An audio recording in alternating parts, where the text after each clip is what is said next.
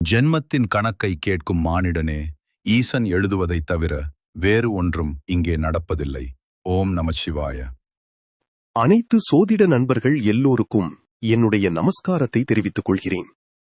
தெய்வீக கலையான சோதிட கலையை நாம் கற்றுக்கொள்வது நம்முடைய குடுப்பனையை கொடுத்தது. ஈசன் நமக்கு தரக்கூடிய ஒவ்வொரு விதிமுறைகளிலும் இது ஒரு விதிமுறை. நாம் பெருமக்கலையை கற்று பிறருக்கு வழிகாட்டுதலாக இருப்பதற்கு ஒரு அம்சம் நம் ஜாதகத்தில் இருந்தால் அது நிச்சயமாக நடந்தே தீரும். இப்பொழுது இந்த ஜாதகத்தை பாருங்கள். இது ஒரு ஆண் பையனுடைய ஜாதகம்.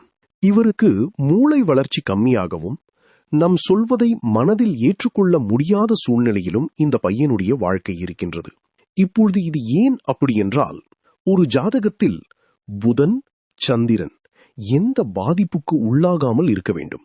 அப்படி இருக்கும்போது புத்திசாலித்தனமும் மனமும் ஒரே நிலையில் இயங்கும்.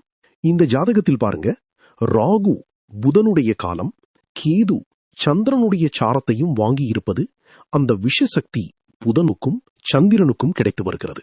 மேலும் 5ஆம் இடம் புத்திசாரம் ராகு இருப்பதால் அந்த ராகுவை செவ்வாய் 8ஆம் பார்வையாக பார்ப்பதால் 5ஆம் பாவகம் கெட்டு போயிருக்கின்றது. இதனால் இந்த பையனுக்கு இந்த மாறுதல் ஜாதகத்தில் கொடுக்கப்படுகிறது. நாம் சொல்லக்கூடிய இந்த ஃபார்முலா ரொம்பவும் எளிமையானது. இதை வைத்து நீங்கள் மற்ற ஜாதகத்தை சோதனை பண்ணி பார்த்துக் கொள்ளுங்கள். நன்றி, வணக்கம்.